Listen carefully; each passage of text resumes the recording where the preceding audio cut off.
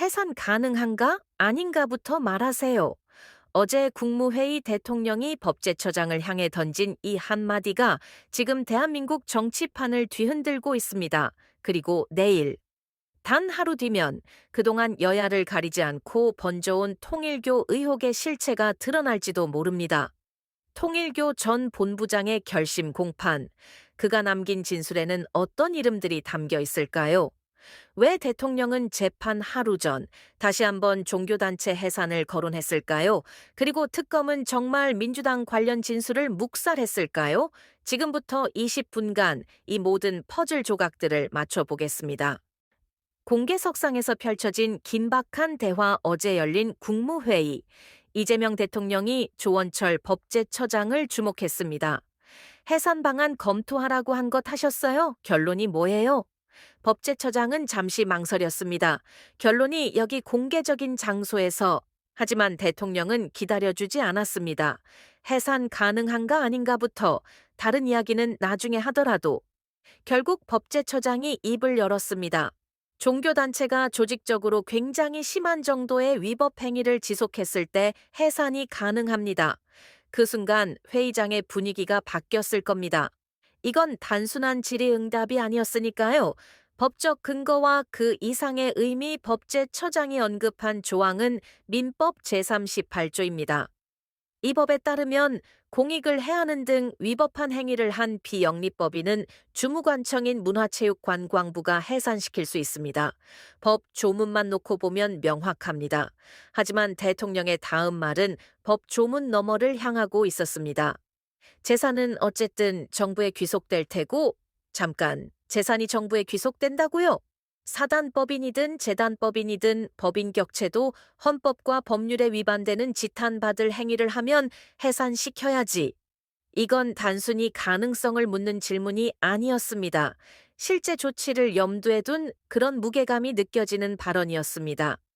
이번이 처음이 아니다. 사실 대통령이 이 문제를 언급한 건 처음이 아닙니다. 지난 12월 2일, 불과 일주일 전에도 대통령은 종교단체의 정치 개입 문제를 거론했습니다. 당시 그는 이것이 위헌이라고 명확히 지적했죠. 그리고 어제 다시 한번 일주일 사이에 두 번이나 같은 주제를 공개석상에서 거론하는 건 흔한 일이 아닙니다. 더군다나 내일이 통일교 전 본부장의 결심 공판일이라는 점을 생각하면 우연일까요?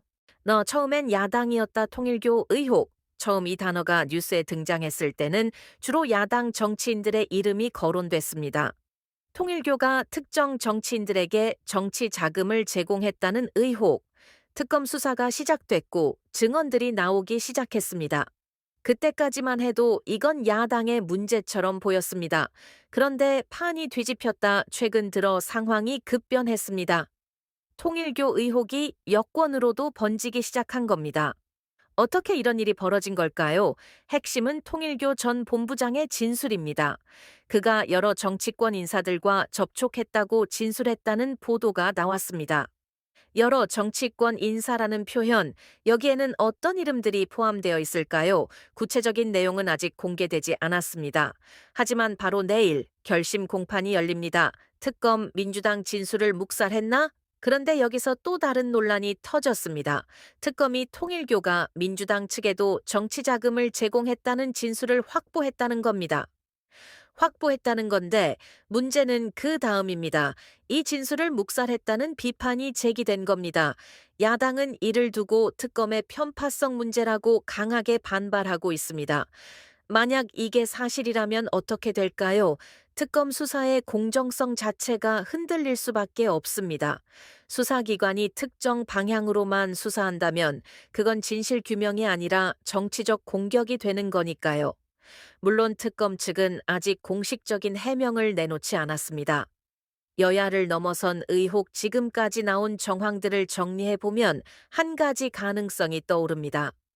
통일교와 정치권의 관계가 어쩌면 특정 정당에만 국한되지 않을 수도 있다는 것, 여당도 야당도 모두 이 문제에서 자유롭지 않을지 모릅니다.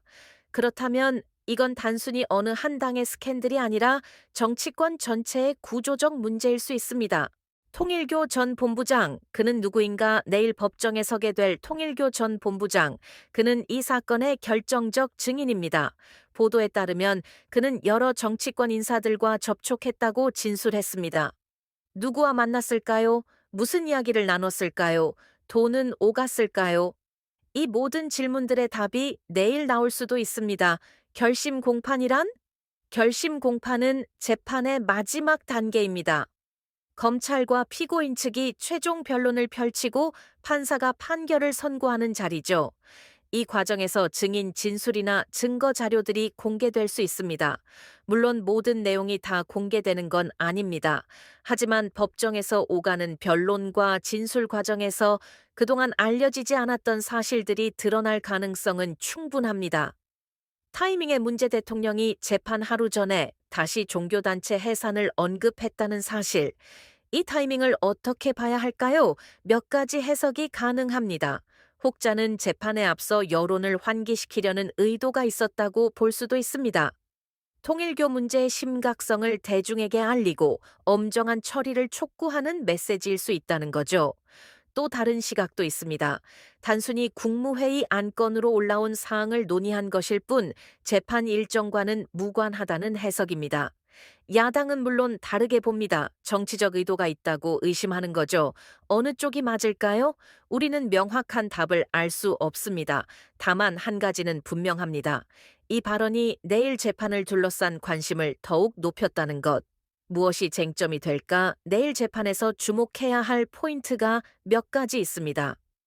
첫째, 통일교 전 본부장이 구체적으로 어떤 정치인들의 이름을 거론하는가?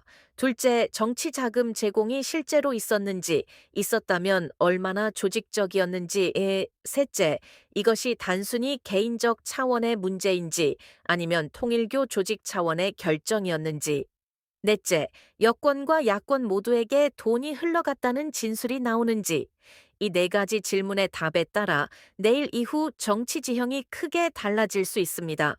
쟁점 1. 종교단체를 정말 해산시킬 수 있나? 법제처장은 가능하다고 답했습니다. 민법 제38조가 근거입니다. 조직적으로 심각한 위법 행위를 지속한 경우 주무관청이 해산 명령을 내릴 수 있다는 조항기죠. 하지만 법 조문이 있다고 해서 즉시 실행되는 건 아닙니다. 종교의 자유는 헌법이 보장하는 기본권입니다. 종교단체를 해산시킨다는 건 매우 신중해야 할 결정입니다. 어디까지가 위법 행위이고 어디부터가 종교의 자유 범위 아닌지 경계선을 긋기가 쉽지 않습니다. 전문가들 사이에서도 의견이 갈립니다. 일부는 통일교의 행위가 충분히 해산 사유에 해당한다고 봅니다. 조직적으로 정치 자금을 제공했다면 이건 명백히 정교 분리 원칙을 위반한 것이니까요. 반면 다른 전문가들은 신중론을 펍니다. 종교단체 해산은 헌법재판소의 판단이 필요할 만큼 중대한 사안이라는 겁니다. 어느 쪽이든 쉽게 결론 날 문제는 아닙니다. 쟁점 2. 특검은 정말 편파적이었나? 야당이 제기한 특검 편파성 논란, 핵심은 이겁니다. 특검이 민주당 관련 진술을 확보했으면서도 이를 제대로 수사하지 않았다는 주장. 만약 이게 사실이라면 문제가 심각합니다. 수사기관은 정치적으로 중립이어야 합니다. 여당이든 야당이든 증거가 있으면 똑같이 수사해야 하는 거죠. 하지만 현재로서는 야당의 주장만 있을 뿐 특검의 공식 해명이나 구체적인 증거가 공개되지 않았습니다. 그래서 우리는 판단을 유보할 수밖에 없습니다. 혹시 야당의 주장이 정치적 공세일 가능성도 배제할 수 없으니까요. 더 많은 정보가 필요합니다. 객관적인 증거가 나와야 합니다. 쟁점 3. 정교 분리 원칙은 어디까지인가? 대통령은 정교 분리라는 헌법적 가치를 강조했습니다. 우리 헌법은 종교의 자유를 보장합니다. 동시에 정치와 종교가 분리되어야 한다는 원칙도 담고 있죠. 그렇다면 질문이 생깁니다. 종교단체나 종교인이 정치적 의견을 표현하는 건 괜찮을까요? 이건 표현의 자유 범위 아닙니다. 특정 정당이나 후보를 지지하는 건 어떨까요? 개인 자격으로 하는 건 허용되지만 조직 차원에서 하면 문제가 될 수 있습니다. 정치 자금을 제공하는 건 이건 명백히 선을 넘는 행위입니다. 통일교가 만약 조직적으로 정치 자금을 제공했다면 이건 정교분리 원칙을 위반한 겁니다. 하지만 역시나 구체적인 증거가 필요합니다. 쟁점 4. 이 문제가 정치권 전체의 문제라면 가장 불편한 질문일지도 모릅니다. 만약 통일교가 여야를 가리지 않고 정치 자금을 뿌렸다면 이건 더 이상 특정 정당의 스캔들이 아닙니다. 정치권 전체의 구조적 문제가 되는 거죠. 왜 종교단체가 정치권에 돈을 댈까요? 대가 없이 주는 돈은 없습니다. 어떤 영향력을 행사하려 했을까요? 어떤 정책적 이익을 바랐을까요? 그리고 더 중요한 질문, 우리 정치권은 왜 이런 돈을 받았을까요? 아니, 애초에 왜 이런 돈에 손을 댈 수밖에 없는 구조였을까요? 정치 자금의 투명성, 정치인들의 윤리의식, 그리고 우리의 정치 시스템 자체를 돌아봐야 할 때인지도 모릅니다. 시나리오 1. 폭탄이 터진다면 내일 재판에서 통일교 전 본부장이 구체적인 진술을 한다고 가정해 봅시다. 여야 정치인들의 이름이 구체적으로 거론되고 금액까지 언급된다면 정치권은 대혼란에 빠질 겁니다. 해당 정치인들은 즉각 해명에 나서야 할 것이고 야당과 여당은 서로를 공격하며 정치적 공방을 벌일 겁니다. 여론도 들끓겠죠. 국민들의 분노는 특정 정당을 향하는 게 아니라 정치권 전체를 향할 가능성이 큽니다. 추가 수사가 확대될 수도 있습니다. 검찰이나 다른 수사기관이 움직일 수 있습니다. 그리고 대통령이 언급한 종교단체 해산 문제도 본격적으로 논의될 겁니다. 시나리오 2. 예상보다 조용하다면 반대로 내일 재판이 예상보다 조용하게 끝날 수도 있습니다. 통일교 전 본부장의 진술이 제한적이거나 이미 알려진 내용 이상이 나오지 않는다면 언론의 관심은 점차 줄어들 겁니다. 정치권도 한숨 돌릴 수 있겠죠. 하지만 그렇다고 이 문제가 완전히 끝나는 건 아닙니다. 여전히 풀리지 않은 의혹들이 남아있고 야당의 특검 편파성 문제 제기도 계속될 테니까요. 시나리오 3. 새로운 국면으로 세 번째 가능성도 있습니다. 내일 재판에서 완전히 새로운 증거나 증언이 나올 수도 있습니다. 우리가 전혀 예상하지 못했던 방향으로 사건이 전개될 수도 있다는 거죠. 예를 들어 통일교와 정치권의 관계가 단순히 정치 자금 제공을 넘어서는 것이었다면 정책 결정에 영향을 미치려 했다 하든지 특정 인사에 개입했다 하든지 하는 내용이 나온다면 그렇다면 이건 훨씬 더 큰 문제가 됩니다. 우리가 주목해야 할 것 어떤 시나리오가 현실이 되든 우리 국민들이 잊지 말아야 할 게 있습니다. 첫째, 사실과 추측을 구분해야 합니다. 아직 확인되지 않은 내용들이 많습니다. 확인되지 않은 정보를 사실인 것처럼 받아들이면 안 됩니다. 둘째, 정치적 공방에 휘말리지 말아야 합니다. 여당과 야당이 서로를 공격하는 건 정치의 속성입니다. 하지만 우리는 그 공방 너머에 있는 진실을 봐야 합니다. 셋째, 이 문제의 본질을 봐야 합니다. 이건 단순히 누가 나쁜 사람인지를 가리는 게 아닙니다.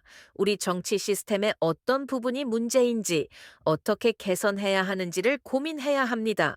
넷째, 투명성입니다. 정치 자금이 어디서 오고 어디로 가는지, 종교단체와 정치권이 어떤 관계를 맺고 있는지, 이 모든 게 투명하게 공개되어야 합니다. 그래야 이런 문제가 반복되지 않습니다. 내일이면 많은 것이 드러날 겁니다. 혹은 아무것도 드러나지 않을지도 모릅니다. 하지만 한 가지는 분명합니다. 통일교 의혹 사건은 단순히 하나의 스캔들로 끝날 문제가 아니라는 것. 이건 우리 정치의 투명성, 종교단체의 정치 개입, 수사기관의 중립성, 그리고 정치 자금의 투명성이라는 근본적인 문제들을 우리 앞에 던져 놓았습니다. 대통령은 어제 종교단체 해산 가능성을 확인했습니다. 통일교 전 본부장은 내일 법정에 섭니다. 특검의 편파성 논란은 계속되고 있습니다. 그리고 우리는 지켜보고 있습니다. 사실과 의견을 구분하면서 냉철하게 하지만 관심을 놓치지 않고 내일 재판 결과가 나오면 바로 후속 영상으로 찾아뵙겠습니다. 여러분은 이 사건을 어떻게 보시나요? 대통령의 발언 타이밍을 어떻게 해석하시나요? 특검의 편파성 논란에 대해 어떻게 생각하시나요? 댓글로 여러분의 의견을 들려주세요. 영상이 도움이 되셨다면 좋아요와 구독 부탁드립니다. 그럼 내일 또 만나겠습니다.